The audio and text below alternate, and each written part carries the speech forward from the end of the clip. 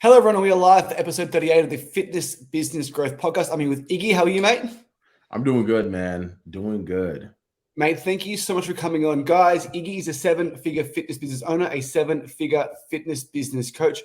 Truly one of the mentors that's helped me the most get me to where I am today. Cue the intro.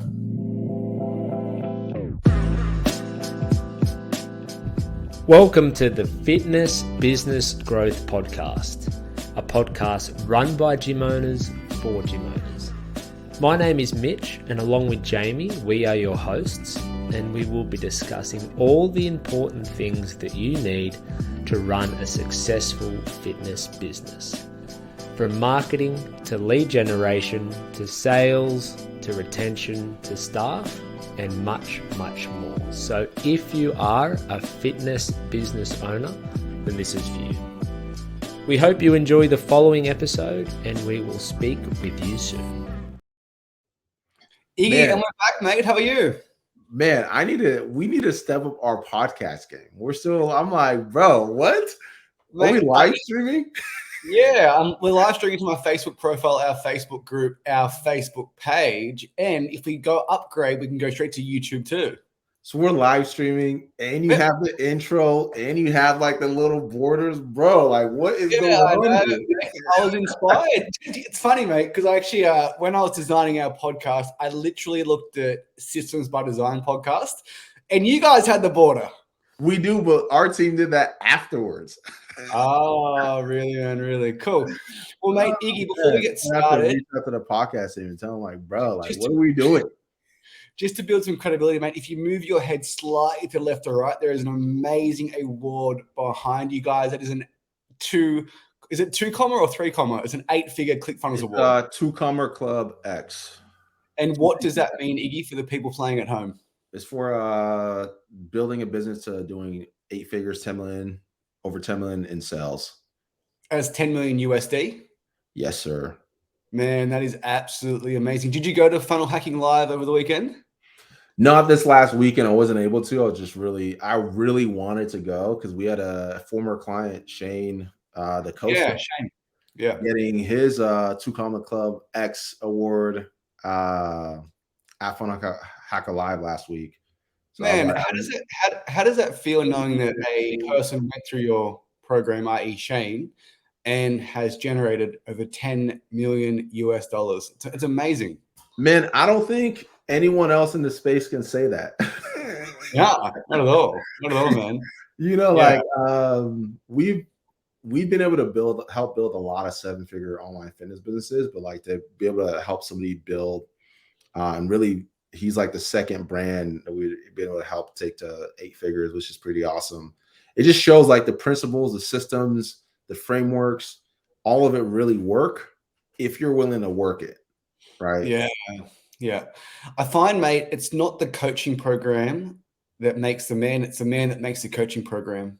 100%. As in, I find that really good business owners, i.e. I've never met Shane, I've interacted briefly in Systems by Design. He was already a phenomenal business owner, and he was just missing 3 or 4 key pieces of information. 100%. Shane was already the real deal. Sharp dude, super hard worker, very like intellect, like he grasps concepts and frameworks to the point where he understands the fundamentals and like the principles, the governing principles that make them work.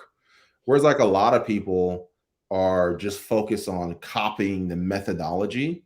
And the methodology stops working because it never took time to distill down why does this method work? What are the governing principles? What are the underpinnings that allow this framework and these methods to be successful? When those methods stop working, they're no longer able to continue running their business successfully because they were just copying somebody else's method. Yeah, of course. And obviously, if a brand is for a fit over 50 compared to a young male brand, the frameworks, the principles apply, but there is unique different things that may need to change, i.e. the pictures, the images, the copy, the mini chat flow, the funnels, and all of that type of stuff. 100%. You know, a lot of people don't take time to really think through that. There's so much nuances when it comes to really successfully building a brand online that people just They're like, well, I copied exactly what you told me to do, and I'm doing exactly what you're doing. Why isn't it working? Yeah. So, Yeah. mate, I'm going to really, really test your memory here. In the Systems by Design course, the first section was on mindset, and there was 3 things that you labeled the 3 different personality types. There was like a stubborn goat. What were the other 2, mate? So stubborn goat, we had the audacious lion, the inquisitive tiger, and the dead sheep. So, mate, what is a stubborn goat? So stubborn goat is just somebody who is hell bent on like figuring it out their own way and pretty much doing it themselves. They have a hard time asking for help, right? We all have a stubborn goat in us, but a stubborn goat is just going to be like, by hell or high water, I'm going to make this thing work. And sometimes it could be successful. It just takes 10 times longer than it should have if they're just willing to be humble and just take some input, take some constructive feedback, and readjust. So the stubborn lion typically wouldn't respond well to constructive criticism. Yeah. So if you're being like a stubborn goat, I mean, think about goats, they're stubborn, right? And the reason why like this saying is like stubborn as a goat. When I was a kid, we were on a farm in Africa. So goats were like the hardest to like herd because they want to be independent, they want to figure it out. They're like personality that's like they see you fall into a hole and get bit by a snake, and they're still gonna go in and be like, I wonder what's in this hole. There's a black mamba in that hole. You know, like, I wonder what's in this hole. I just saw you get bit and die. Let me just see for myself. I'm sure I'll be fine. Let me just find out for myself. Yeah. You know. And so we had stubborn goat, we had audacious lion. What is an audacious lion, Iggy? An audacious lion, the way I like to describe it is somebody who takes action very quickly. They don't need a lot of information. They just need to trust that they're directionally correct. And if they're like, okay, I'm going the right direction, they're like, all right, all in, right? So typically they're the type of people where like they see something or you mention something and then they just go implement it. And they're like, okay, I've done this. This was the result. What should I do next? You're like, what? Right. And that's really the personality of like an audacious lion, where it's like you're not afraid to take risk. You're not afraid to go all in and put your head down and really like go balls out. And you're kind of like the mindset where like you're gonna dive in and figure it out as you go. All right. So it's having a tremendous amount of belief. Like, I'm going to be directionally correct. I understand there are going to be challenges, but I believe in myself. I have the mentors in place that I can overcome it. 100%. All right. And that's really where an audacious lion shines. Like, they have to really believe they're going in the right direction. They don't need a clear map. They don't need a very detailed step-by-step guide. They just need to go, hey, you're due northeast. Yeah. You just go northeast and you're eventually going to get to where you need to go. Yeah. And it's like, I believe paid marketing works. I'm not exactly sure what my conversion mechanism is.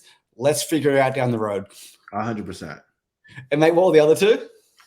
Inquisitive tiger. And what is an inquisitive tiger? Inquisitive tiger is like an action taker, but there's somebody that has to know why, right? They're not somebody that you can just like be like, hey, this is the direction that you need to go. They're like, okay, show me the map. What are the turns that I need to make? Why am I taking this route versus taking this route? And they want to gather information, not because that they're afraid to take action, but they just want to understand why they're doing what they need to do. Right. And more seasoned entrepreneurs kind of take on this approach of being an inquisitive tiger, because at scale, being an audacious lion is going to cost you a shit ton of money. And it's gonna lead to a lot of instability for the team. So the audacious lion sets up a Facebook ad and puts 1,000 a day instead of 100. 100%. So an inquisitive tiger is a little bit more methodical. And if they're convinced and they really understand why they're doing what they need to do, they're not the type of people that are like, hey, just tell me what to do and I'm going to do it. They're like, tell me what to do and tell me why I'm doing it. I feel like I'm an audacious lion and my business partner, Mitch, is an inquisitive tiger. So he keeps me out of prison. He makes 100%. Sure that they make very good partnerships, actually, because you're going to be the guy like, let's just do this. And then he's going to be the guy like, okay, what are the details? What's the plan? Like, do we even have a plan on what we're doing? Like, what do we want? What are we solving for? And what are the things that need to happen for it to be successful? They actually make really, really good partners because you need the yin to the yang. And what was the last one, mate? Dead sheep. So, what is a dead sheep? A dead sheep is like what happens when you get easily overwhelmed, and instead of really like overcoming that overwhelm, that anxiety, like you kind of bury your head in the sand. And they're like the type of people that when things get really challenging, they go MIA. Or you ever have those clients where it's like, gosh, I haven't heard from this person in like weeks. They're just gone. And those are like really like the dead sheep where like they easily get overwhelmed. They have a hard time really committing to taking action. And at the first sign of resistance, they crumble. Yeah. Right? And we all have dead sheep tendencies, right? How many times have you wanted to quit and just been like, let me just bury my head in the sand and hope this thing goes away? You know? I'm like, I'm going to do my first quarter taxes today. Dead sheep. Do it tomorrow. Exactly. There are different things that bring it out of us. It's just a matter of like knowing. And the reason why I like creating those labels, because then I can put together those characteristics and know, okay, well, this situation, I'm tempted to be a dead sheep, or I've been acting like a dead sheep, and I need to like kick it into gear and figure out what I need to do to get this thing solved. For some reason, mate, I think there was one other type of person, and it offended me to my core, the shiny new object man, because I'm like, what is that? What is that? What is that? And so Bryce is my coach. Bryce was like, Jamie, do one thing at a time, mate. It's squirrel syndrome. It affects everyone, but it really affects audacious lions the most. The reason why I'm able to like communicate it to a T, because I struggle with it. And it's funny, one of my mentors was like, dude, the challenge with mentoring you is that you get a lot of different good ideas. Like the ideas that you come with like aren't stupid. They're legitimately good. So, but it's just exercising restraint and just focusing on just like focus on the most important, the one that's going to have the highest point of leverage. Right. Yeah. So we're helping gym owners get VAs. I really believe in gym owners having VAs. I'm like, Mitch, do you know who else needs VAs? Tradesmen. They need VAs to pay their invoices. Let's start Tradies Australia. He's like, Jamie, like you're getting married in 6 weeks. I'm having a baby. Sit down and just move. I don't want to hear about it ever again. Yeah. Score syndrome is what happens. Like, I'm a very visual guy, as you can kind of see, like why I use like some of these kind of like animals, so you can kind of visualize the thing.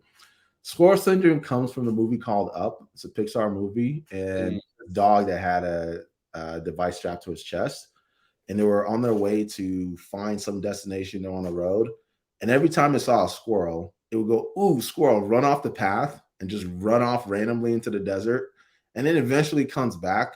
They make a little progress, see another squirrel run off, and it's like, "Ooh, squirrel!" Start chasing it off the path, and eventually comes back.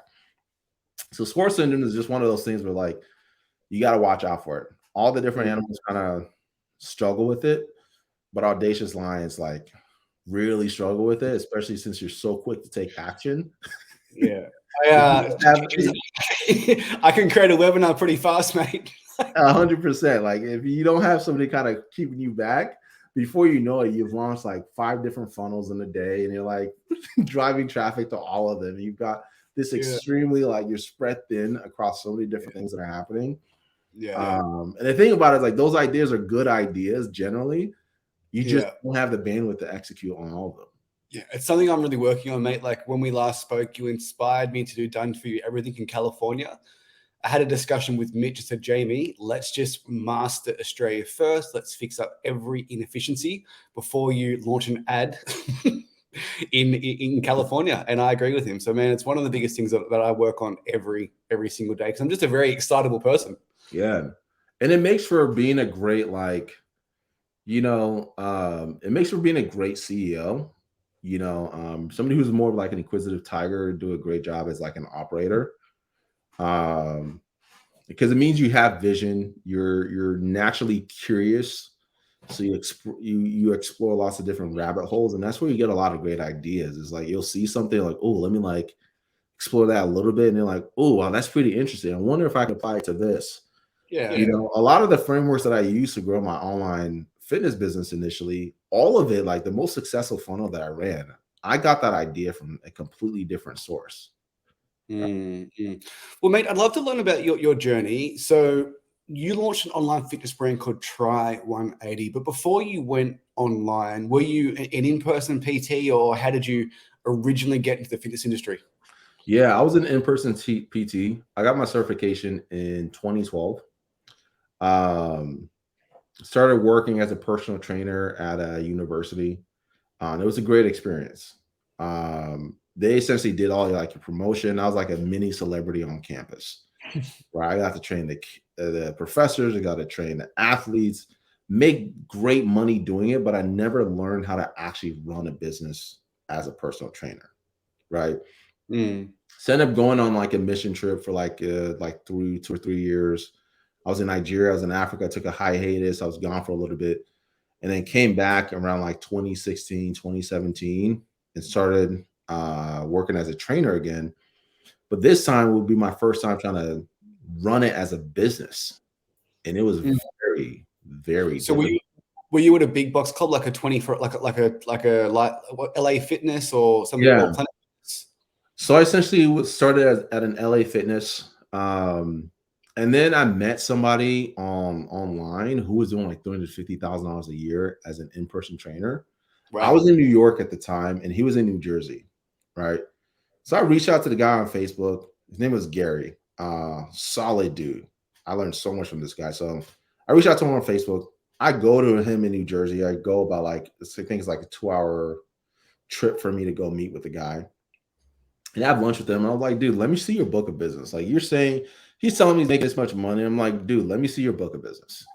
He showed me how he's running his business. He showed me his books. I was like, dude, I'm gonna come watch you work, and I'm gonna just come work for you for free. I'm just gonna shadow you, like, because Yeah. I can't believe that you're doing it. I have to see it for myself. So So meeting Gary just changed your belief around what was possible. 100%. So I was like, I know, and for me, I'm like, I know he's not smarter than me, right? I'm a hard dude, you Yeah. know, and I know he's not better looking than me. So I'm like, so this guy figured out how to make it work. I don't have any excuses. So I'm like, if he can figure it out, the difference between where he's at and where I'm at is he knows something and he's doing things differently with his business than I am. And I don't know what that is. So I have to see what he's doing differently so I can implement it for myself. So in your opinion, Iggy, someone else has that experience, but they might not have that belief in themselves. I see that so often, mate. I'm sure you've had tons of people through your mentorship program that have seen the numbers that you, AG, AP, that Shane have done, and then they turn into a dead sheet. Yeah. It's because they're overwhelmed by the possibility. And they have the wrong attitude about failure, right? Typically, somebody who sees like what people are doing and the success that others have had, and that causes insecurity in themselves, it's because of their own failures that they in their mindset around failure. Yeah. Right. The thing about like an audacious lion is they don't view failure as failure. They just use it as it's just an opportunity to learn. Right. It's just feedback. And the dead sheep say things like, it must be nice. If Yeah. only I started an online fitness business when they did. I mean, for me, before I made the move to learn from Gary, I was having dead sheep tendencies. Like, man, maybe if I started I started Instagram back in like when it first started, and I was hearing about it, but I was also in Africa. And I was doing a lot of different things. I was like, maybe if I started, maybe I'm like a little too old to get started now, because at that time I think I was like 24 or something like that. I was like, man, maybe I'm just like I need to start thinking about getting a career or all these different things, right? So, Iggy, how did you have those dead sheep tendencies and then truly believe that you were meant to do more and that you had the belief that Gary passed down to you? For me, it kind of comes from my mindset as an athlete, right? Where I'm like, I know for me, like it's because I already have the right mindset about failure. I don't truly fail unless I fail to learn, fail to persevere, and fail to even try.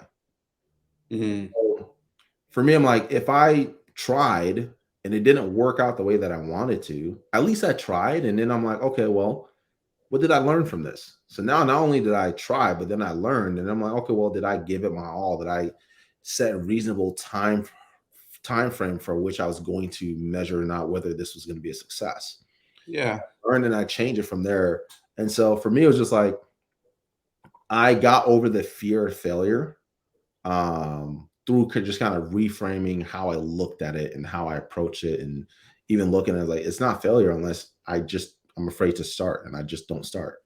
I'm gonna start, and it's not failure unless I don't give it my all, or give myself enough time to develop some competence to where I can actually get good at this thing. I think it's a Gary Vee quote, mate, where it's like you need to quantify failure.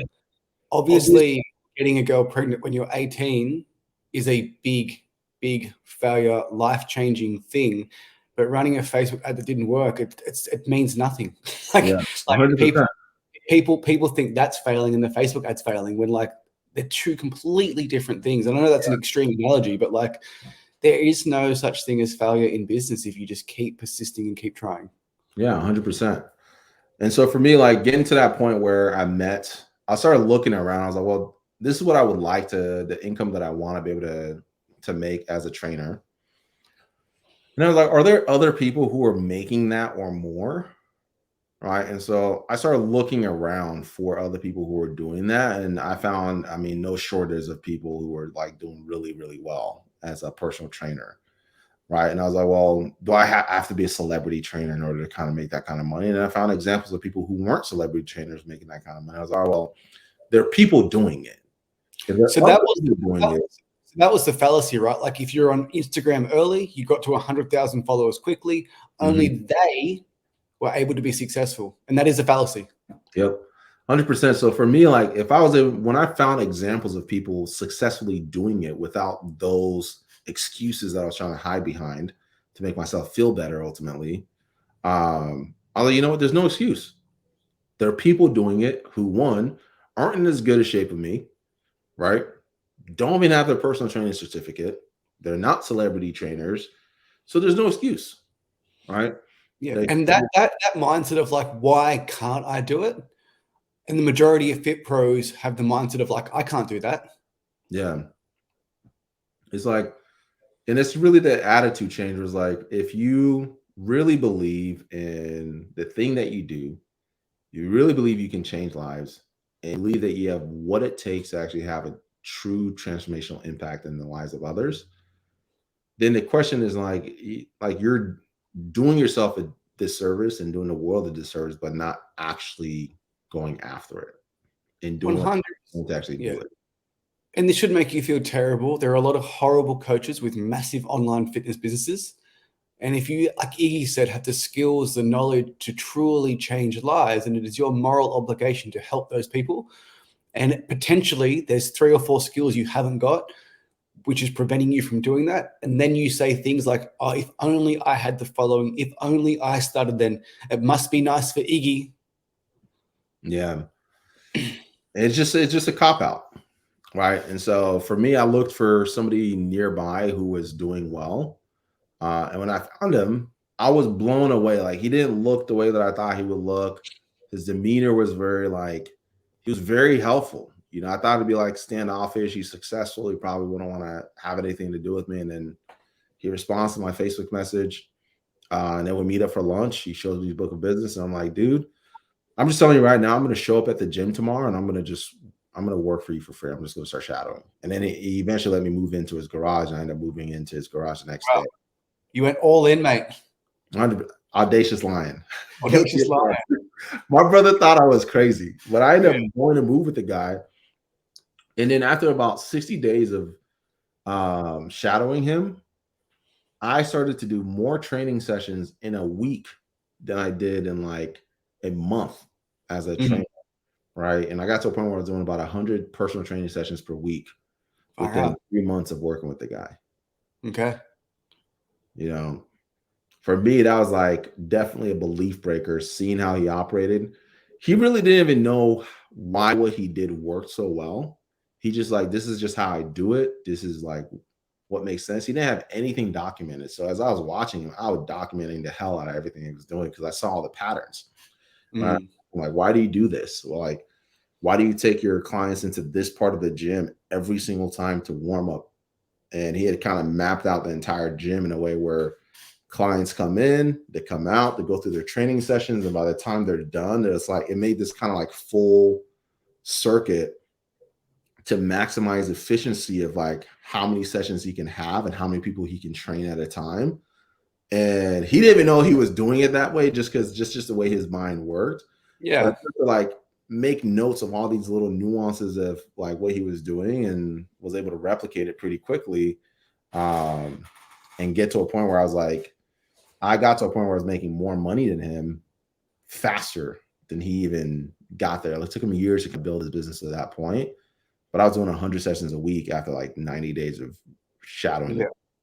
And then you recognized his patterns, his systems, and you must have executed extremely quickly to outgrow him in such a short amount of time. Yeah, 100%. I started to make like little micro improvements. I think one of the things that you kind of have to figure out is what type of questions do you ask, right? And that's kind of like your superpower. When you see something, like, is your question like, are you like, how can I make this better? Or is it like, ooh, why does that work? Or just kind of figuring out what like your natural disposition is. And for me, it was like, how can I make this more efficient? Right? How do I make this thing like more efficient and more like predictable?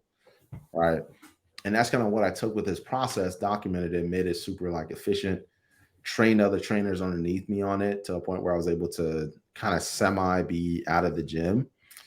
And those trainers decided to like get with the clients and be like, hey, just pay me directly and cut out Iggy as the middleman. And that's where that business model starts to shatter for me, where I was like, okay, Just business new, model isn't as viable as I need it to be. Yeah, and that's a great lesson, right? New level, new devil. You solve one problem and another problem rears its ugly head, which is untrustworthy personal trainers.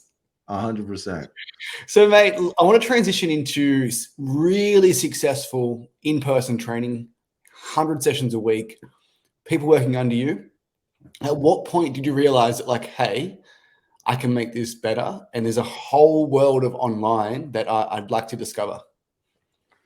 I saw an ad on Facebook of this African-American woman. I still remember her name is Jade. I remember the day. I remember when I saw that ad because it was just like a completely new ceiling or belief was completely shattered. She was like, what year was this, mate? Sorry, just to track back. This was 2017. End of like, I can even tell it was June 2017 is when I saw this ad. And I'm like in the gym on my lunch break, scrolling through Facebook, and I see her ad. She's like, I'm an online personal trainer. I do about $25,000 a month, and I don't even know anything about fitness. And I was like, hold on. I was like, what the F? Like, are you serious? I'm like, I'm sitting here, and she's on the beach recording this ad, and I'm like, no effing way. No effing way. Like, this is impossible.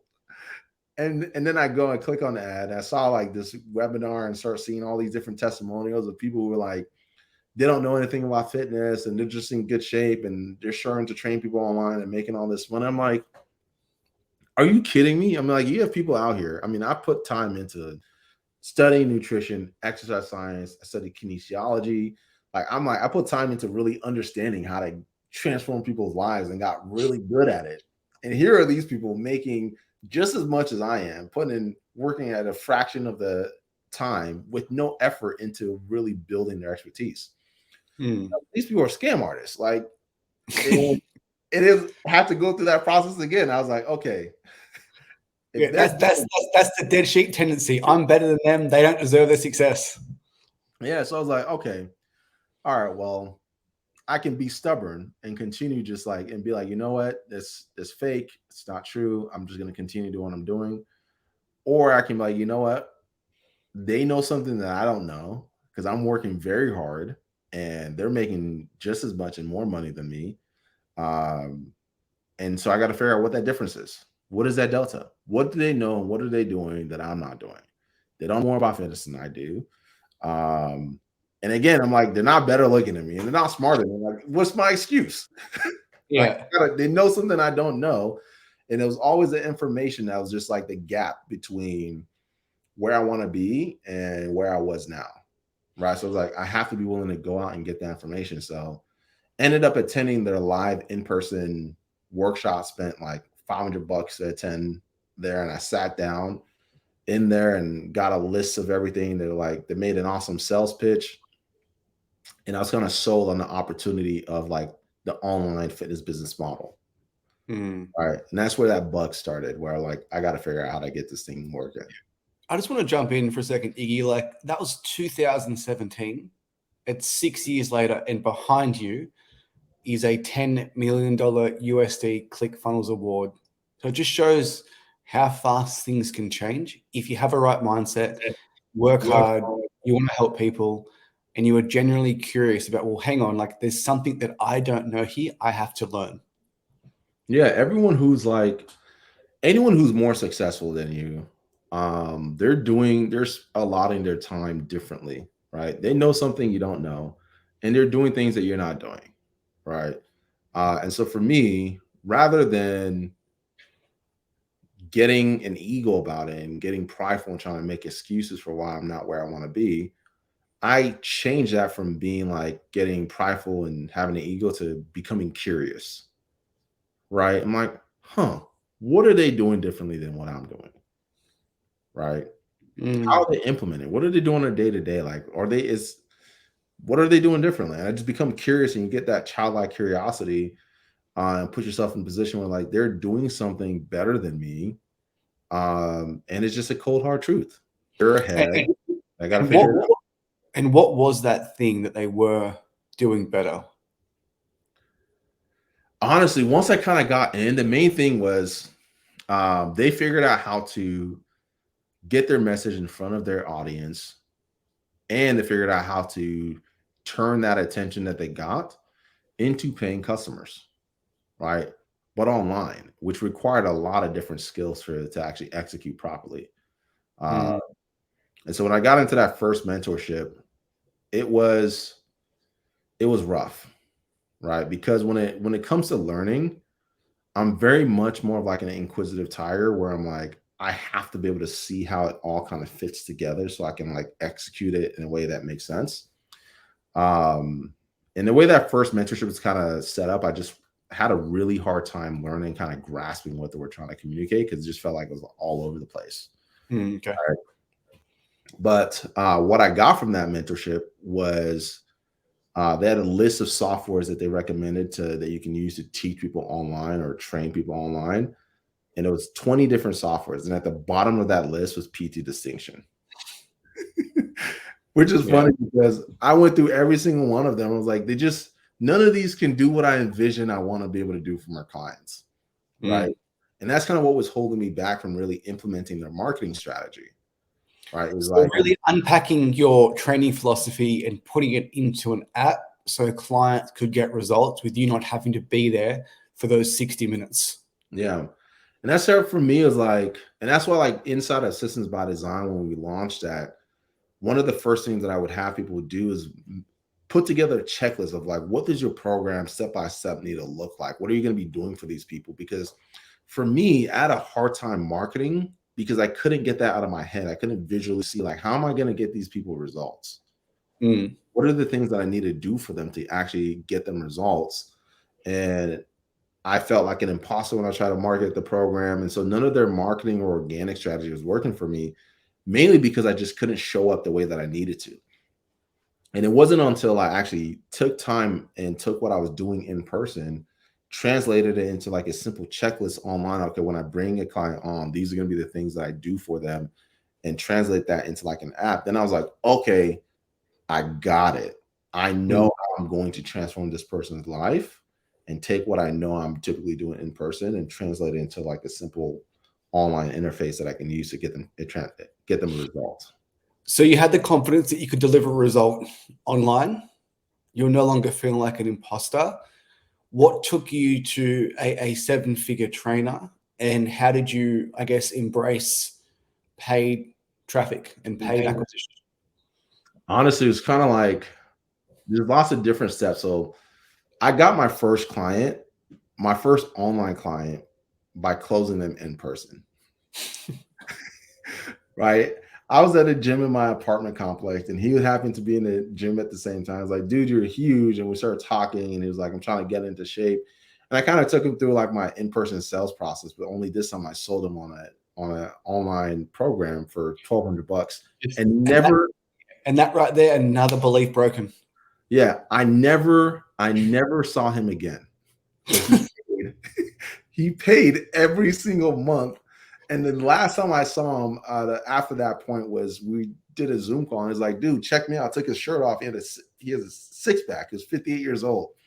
He's like, man, like your program changed my life. I was like, holy shit. I forgot you existed. I was like, it worked. I didn't even I'm like, bro, I didn't even talk to him for like 90 days. And he went through the process, got great results. And that for me was like, that was when I really realized the power of like a really good system. And then I was like, okay, I can do this. I just got to find and get in front of more people. And the way that I knew how to do it initially was like, I'm like, if somebody meets me and they get to know me and I can teach them like how I do things and my approach, they're going to want to do business with me. So I started trying to figure out how to do that. I was doing that organically, but it would just require too much effort. I was like, how can I do this efficiently? And that's where I started learning about paid ads. And that's why I hired different mentors to teach me paid ads. And how a lot of these mentors were doing it was like, it was too short of a sales cycle for the way that I typically sold, right? I just didn't know how to condense my value, the value that I want to position in a short enough time frame for someone to make a purchasing decision. I'll just jump in. It's where Fit Pros struggle, because if you are doing organic, the person's probably been on your profile for 3 months. By the time you're in that messaging conversation, they're effectively sold. But Iggy's problem is how do I take someone from unknown in 24 hours, book a call, and then sell them a $1,200 program? Yep. And so for me, I was like reverse engineering. Well, everyone that I talked to, when I was doing 100 sessions a week, that was all word of mouth, 100% word of mouth. And the reason why I was able to do that is I would let somebody come in and I train with them for 15 minutes, and that's all it took, right? They'd come in, they train with me for 15 minutes. If they became a client, I'll tell them like, hey, if you want, you can gift your friend a free 15-minute training session with me, and you can invite them on your next session. And that's just kind of how that like domino started to grow. And so when I was like sitting down reflecting, I was like, well, if somebody gets introduced into my world and I get an opportunity to just kind of show them some value in what I can do, they're going to buy. That guy bought when he saw me and I talked to him for like 30 minutes, gave him a ton of value. He's like, you know what you're doing? Sold. Just like if I can do that online without having to create 3 months worth of content and be able to meet a complete stranger and communicate that value, they're going to buy. And that's where I got the idea for building my 7-day challenge, which was like the first extremely profitable funnel that took us to 7 figures. So a 7-day challenge, was it free? And like, what was the conversion mechanism behind they complete the challenge or purchase your program? Yeah, so it was free and it was manual, essentially. The first time I ran it was like I was showing up live every single day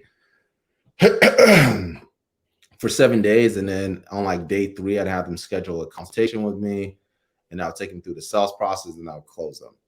Right. And I did that for a few weeks consistently. And then I was like, well, I know how to deliver the value in an automated way where if they go through my 7-day program, they're going to get the value. If they're consuming the information, they're going to get the value and eventually buy. And so the next version of that was automating and creating like my evergreen 7-day challenge. And that was like nuts because I built that inside of another mastermind that I was in at the time. And it got to a point where all the fitness professionals who were getting results in that mastermind were using my funnel that I gave them. So just so I'm super clear, so you were doing it manual and then you effectively had an automated 7-day challenge where they become a lead, they might watch a webinar, they'd go to an onboarding page, they'd start your challenge. Day 3, they'd book a phone call, they've got results in advance. Yeah. And then by then they like, know, and trust you, and you'd sell them into your core offer. Yeah. And so for me, the way that I got that 7-day challenge down to a science was just doing it live manually and getting feedback when I got on a sales call. Right. So I get on a sales call and I'll ask them like, hey, why did you book this call? And what led you to want to even jump on this call? And like, man, and they'll tell me the specific things that they got out of the 7-day challenge that led to them booking a call and eventually becoming a client. So then I was like, okay, cool. These are the things that they got the most value from. If I can kind of condense and recreate it in a way where it's just like boom, boom, boom, boom, boom, they're getting all this information like up front. I can short that cycle. And then instead of them having to wait 7 days, they got all the value that they needed to get on a call with me and make a purchasing decision. So someone might say, I love PTD. I love the way the nutrition is presented. And then you would start doing more of that in that 7-day challenge to get more calls booked. So it was like a surveying the phone calls and then more of that into the funnel. Yeah. So, and this is like the challenge that a lot of PTs have is their impatience when it comes to closing a deal. All right. I was more curious about how the thing was working that led them to get on a call than I was interested in closing them as a client. I was legitimately those calls were opportunity for me to do R&D on like what about this mechanism worked that got them here. So I can like rinse and repeat it and essentially make it as like predictable as possible. And then the consequence of just having the conversation, not trying to close them and just telling them, hey, this is what we do. This is how we go about doing it. I was able to close a good amount of those deals, mainly because I had a lot of conviction that I could help them and then didn't rely on any kind of sales tactics. Yeah. And a good product makes sales a lot easier. 100%. All right. And like, how did you ever do direct call, or did you just run that funnel because it was just so successful and you had it absolutely dialed in? We ended up running that funnel. So that funnel took us to 7 figures. Just that one funnel, right? Because then it was just like, once you have a good system, it's like, how do I feed more people to that? How do I feed the machine? Right. And it came to that point where when I would get on a call with a prospect, they're like, man, is this really Iggy? And they're just like so blown away. And I was like, yeah, like I know it's working. Yeah. And then got to the point where I just run the numbers. I was like, all right, well, this is how much we're spending to acquire a client going through this process. This is typically how long it takes for them to become a client. And then how do I optimize it to where like all the follow-ups are automated and everything that needs to happen to eventually get them onto a sales call was done, right? Yeah, man, this by design funnel tracker was a masterpiece. Cost per lead, cost per booking, cost per show, cost per acquisition, average revenue, lifetime value. And I guess for you would have had it so dialed in that you would have knew what is the cost to get a lead, what is the cost for a 7-day challenge, what is the cost for them to book a call day 3, cost per acquisition. And then, as you said, you would just feed the beast of Facebook advertising, and it took you to well beyond 7 figures. 100%. And that was just with that one funnel. And in fact, that one funnel took myself, and it was the same funnel that took AG and AP to multi 7 figures. And then we did not iterate. We did not iterate for like 3 years. A bloody squirrel, mate.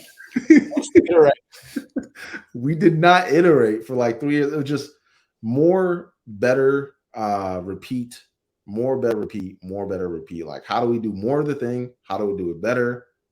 How do we repeat at the new level of quality that we created? How do we do more of that level? How do we do it better? And it just repeat, right? And we run the exact same book a call funnel for our gyms for like 4 years now, and it hasn't changed. Yeah, like once you have it dialed in, it's just like, how do I get more people into it, right? The only time we iterated was we were noticing the sell cycle as the team started to get bigger with the 7-day challenge.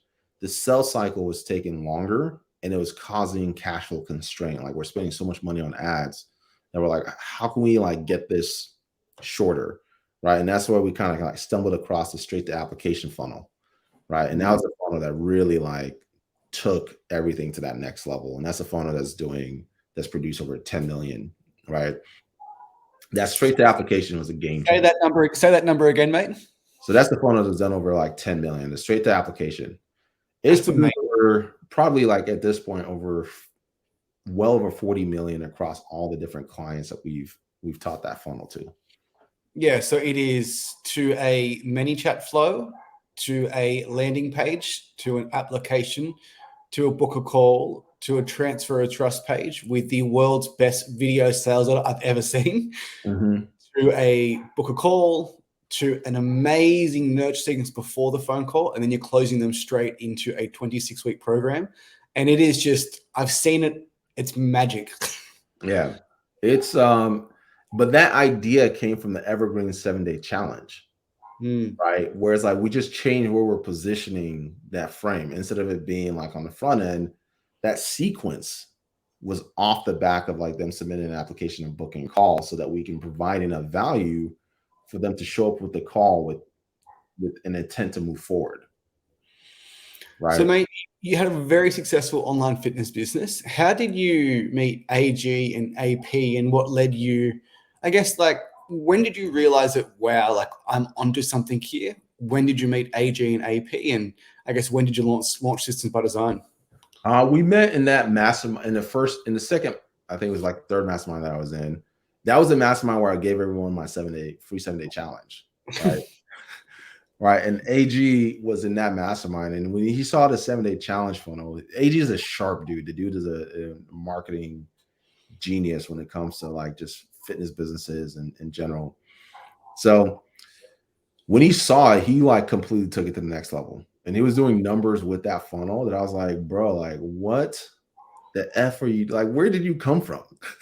Like, that's the audacious line, right? He saw something, it clicked and went, I'm doing that. Yep. And he just pimped it out, took it to the next level. And the way that he was marketing to feed the funnel, that's kind of where we clicked. We would just share really good ideas, and got to a point where we were getting more value from our interaction than we were in the mastermind that we're paying money for. I was like, I'm gonna go a different direction. And the validation that I saw that I was onto something was just the fact that all these people that were coming in, they were paying this coach to teach him how to do something that he's never really done himself. They were using my IP to print money left, right, and center, right? And I was like, well, I could probably just do this myself. And then the guy ended up reaching out to me to buy it and be able to license the rights to teach people that funnel. And so many people are using it now. It's just kind of like insane. Yeah. You know what I mean? Yeah.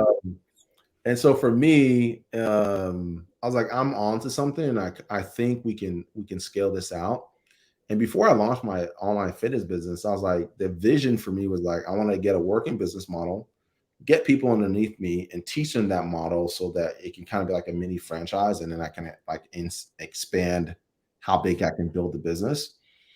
And then when I pivoted online, I was like, I want to get a working business model, see if I can license it to other trainers underneath me, help them kind of do the same thing. And that was like phase 5. I wasn't planning on getting to that level until like several years down the track. It just happened to happen so quickly. Like 2018, and figured out the challenge funnel. Took us to like 7 figures in 2019. By like 2019, met AG, and then all these people going through this other mastermind were getting great results using my funnel. I was like, oh, I could probably like start licensing this out. And then people started reaching out, wanting to get access to it because I left that mastermind. And they were like, dude, things kept breaking. And the person who was teaching people the funnel couldn't figure out how to fix it because he didn't build it. Yeah. Reaching out to me. And then I was like, okay, well, let's see if we can do this. And I'm a team player. I like working with others. So I was like, AG's a lot better at the marketing side than I am. He was further ahead. I was learning a lot from him. Yeah.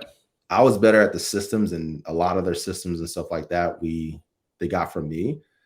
And then he had this absolute sales weapon in his back pocket, AP, that I didn't even know existed. Yeah. I was like, dude, like I think we can launch a mastermind. Like we can come together. You take care of the marketing, I take care of the systems. And then he's like, oh, my business partner AP is an absolute sales weapon. Yeah, did I tell you that he's probably the best fitness closer on planet Earth? Yes.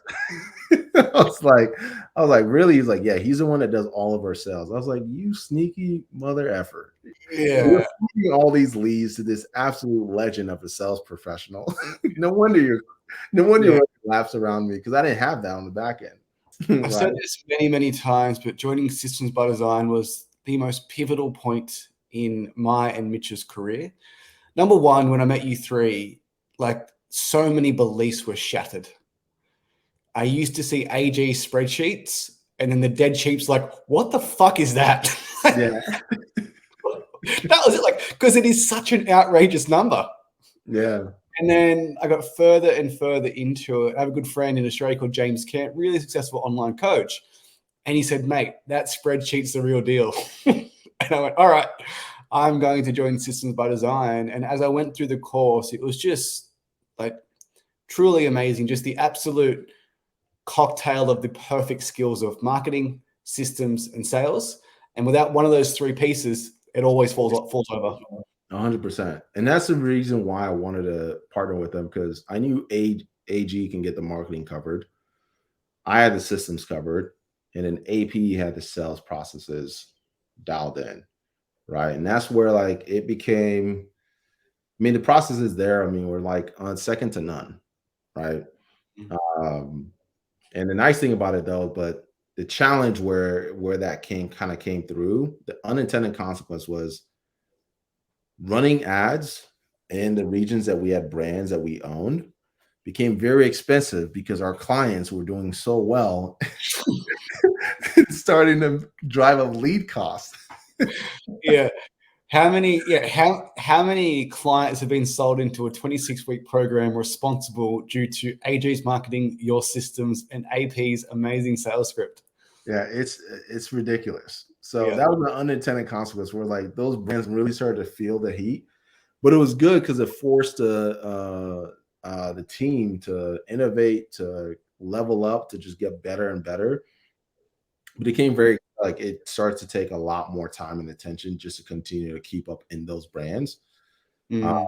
And that's where like we start to kind of phase out systems by design and prioritize like running like those internal brands. Because at the end of the day, it's like, well, how much time it would take to kind of get to a point where this business was doing the revenue that we were already doing in the other brands.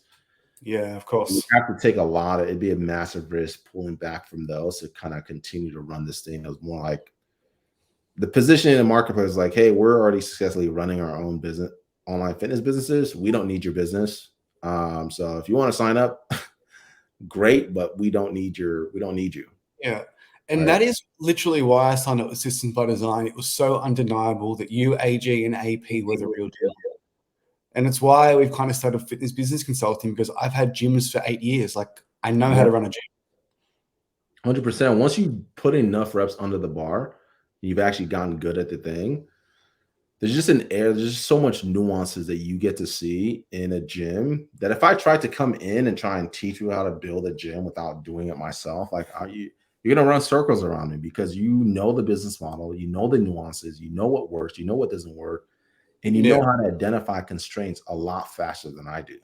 I know that you have to have an 86-centimeter push-pull door and not a sliding door for the council approval. Just little things that you just like. You actually forget more than you know overall. Yeah.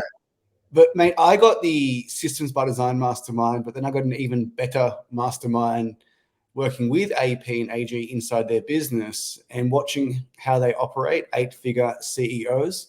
Once again, it was just another belief broken, and it truly made me just a much, much, much better entrepreneur. And I'm so grateful for the relationship I have with all three of you guys.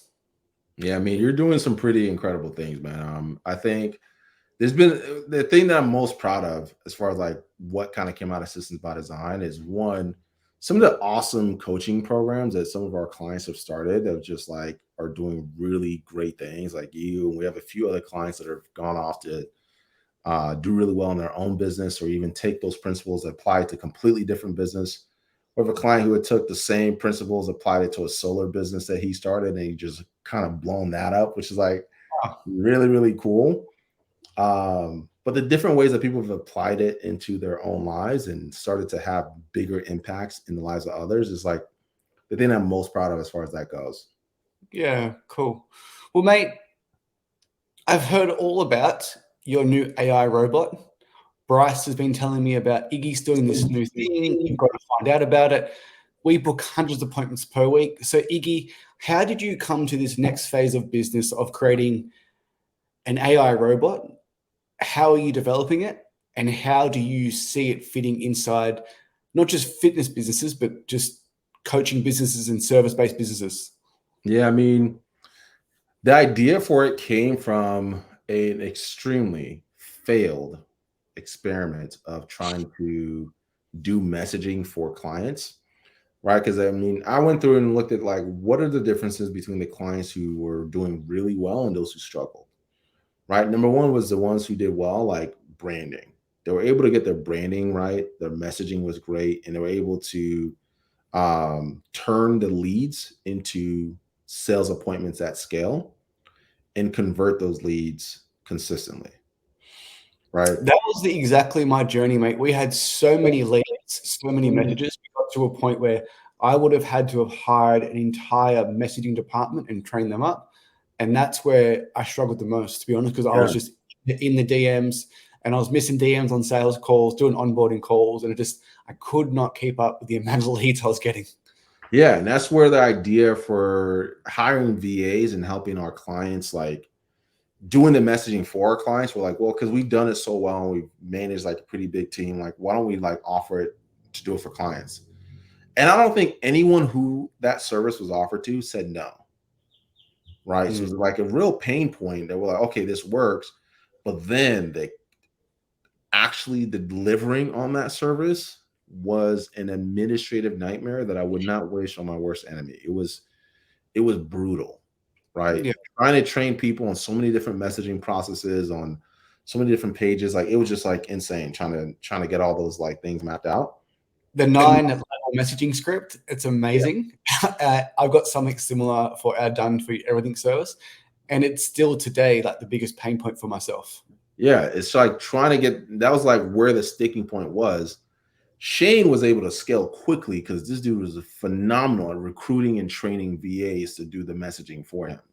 Like he built like an entirely very robust messaging department training program, like how he manages them, how they onboard them, and like how he tracks their metrics and all those things. That's the level that you would have to have that messaging department to really scale that. And we just didn't have the bandwidth. And we just didn't have the infrastructure to support it with so many different clients being onboarded in their messaging processes, having some nuances to it. And I was like, I know this is something that's a need. And then I saw an ad for another AI company that figured out how to do something similar via SMS. I was like, man, if we can figure out how to do this with technology, it could be a real game changer. And that idea came like November 2021. I started working on like the framework for what that would look like and kind of playing around with it and trying it out. And then with the boom of OpenAI and ChatGPT and like getting access to advanced language models to do that, that's really what took it to the next level. Like, okay, we can take this thing that we have that we've been kind of working on and actually bring it to market and bring together like an MVP and just see if we can get it functional, right? Yeah, and just to be clear, this isn't go high level. This isn't sending a message at 8 p.m. on Monday, then Tuesday at 12.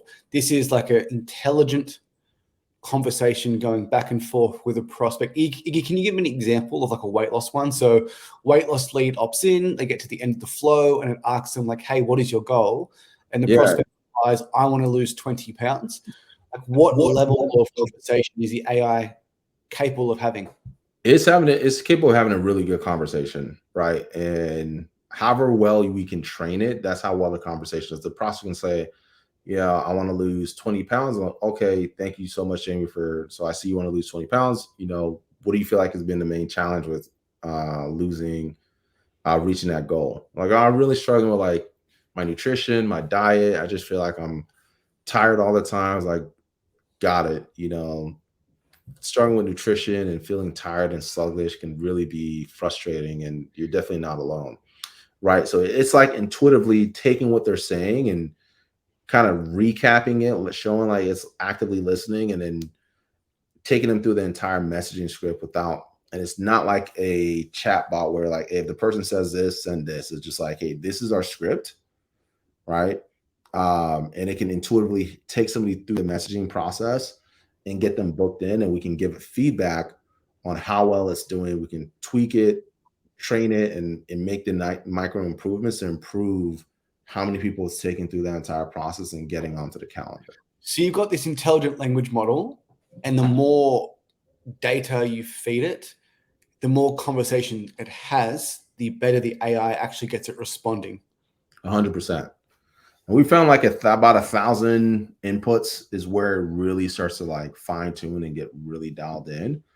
The nice thing about like some of our accounts that we get to work with is we can leverage, especially for like the fitness side, we can leverage a lot of like the internal IP and some of the stuff that we've already trained it on and kind of share those inside of our client accounts.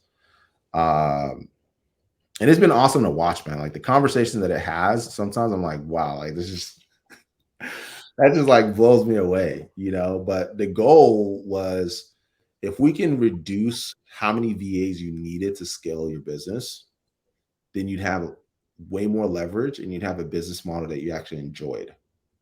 Yeah, right? of course.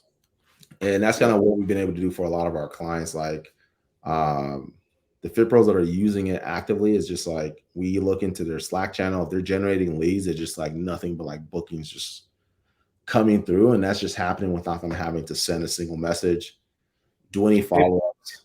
And when you hear Fit Pros that build the online prison they're usually referring to just the amount of times they spend in the DMs, or at scale, the amount of time managing the VAs.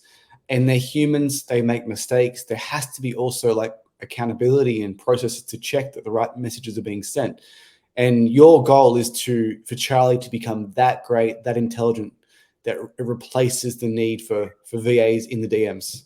100%. And to the point where you can use your VAs to do lead gen instead of, you can do other stuff, right? Instead of like managing the leads that you're generating, they're a part of your lead gen, right? They're going out, doing cold outreach and do whatever it takes. And they're following up with your followers and starting conversations to feed Charlie and feed the machine. Right. So as opposed to feeding your VAs more conversations, the VAs are generating leads and then feeding Charlie, and then Charlie is booking more appointments. And especially at scale, mate, you know this more than anyone, but if you're spending $1 million on ads, like percentages matter of bookings. 100%. And then also like, even like your labor costs, being able to reduce like labor and how many people you have to manage. Like one of the biggest feedback that we get from our clients when Charlie's fully trained, and you have to go, I mean, with anything, if you're training a new VA, just give me like several weeks of training to really get them dialed in, and then another few months to really get them performing at the level that you need. What's up with Charlie? You're going to need to go through like 3 to 6 weeks worth of like training where it's like, it's going to say something stupid that you're like, oh, why did it say this? Or right. And you got to go through that process where you're training it and giving it feedback, but it's work that you do once. That's so the idea would be is I could have conversations with Charlie about losing weight. I need to understand the problems that my prospects are having, the conversations that are having in the DMs, and then I would go in and play with Charlie and have those conversations. Yep. And if I think Charlie says something stupid, like how do I coach that, or how do I make that change? Yes, so we have a couple ways that we do this. So if you catch something, typically you can just submit a bug report, and then the team will go in and just go on the server side and adjust the settings.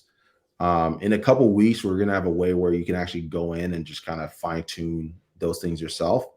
But for now, they're just submitting a form, and then the back end tech team on the server side is going in, making those adjustments, tweaking it, and then you can role play with it and kind of cache those adjustments before it goes live, tweak it on your behalf.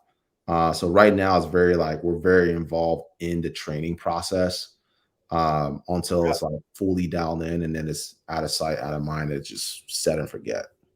What was so cool the other day, man, I got a cold message from Charlie. Is that the next evolution of Charlie, doing cold outreach for you? Or like how does that side work?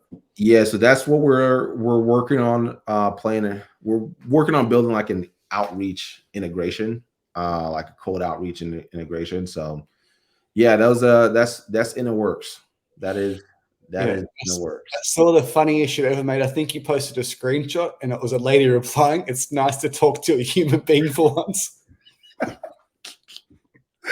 That was hilarious. But that's one of those things like we didn't even train it to like, we just gave example. If somebody says, "Is this AI?" Just like, because we don't want it to be unethical in saying that it's a human, Yeah, right? of course. But we also don't want to like just say, come out and say like it's an AI. So it's got to be discreet in how it addresses it. So they're like, "Is this a human or AI?" And then Charlie was like, "Ha ha ha! Like, isn't it crazy that you have to ask that these days?" Yeah.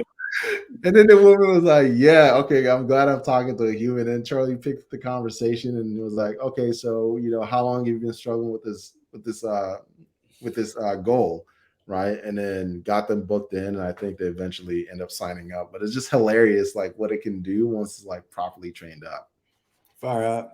Mate, that is one impressive piece of AI. Mate, we have run late today. I really want to thank you for your time. I appreciate the help the last few years. I end the podcast, Iggy, with the same question. What's one question I should have asked you that I didn't ask you?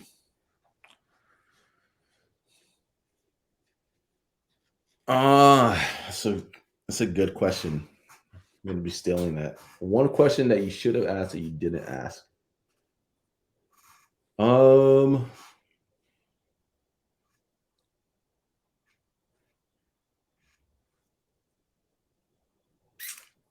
That's probably like, what does it really take to build something successfully? Like, all right. And in your opinion, the answer to that question is? It takes belief in the fact that it can actually be done, the discipline to do the thing long enough to actually reap the rewards, and the skill to actually build it. All right, those are really like the three things that I believe it takes to build anything successful. You have to, one, believe that it's possible. So mindset, your filter and how you view the world, the discipline to stick to it long enough and do what it takes and do what is required to actually put in the volume of reps, and then developing the skill to actually be competent in the thing that you're doing. All right. Man, I love that so much. If you have the belief, you have the persistence and resiliency to get through the valley of despair when things aren't working out, and you have the skills to overcome those obstacles. And before you know it, Iggy got started in 2017. Behind him is a $10 million USD ClickFunnels award, mate. It's super inspiring, super impressive. And I want to thank you so much for your time today. Absolutely, man. Thank you for having me. I love the way that you kind of have this thing set up. Next time, if you guys see the boardroom, next thing you're going to see, we're going to be modeling a lot of the things that you have here. Yeah, cool, man. Thanks so much. I appreciate it. All right, take care.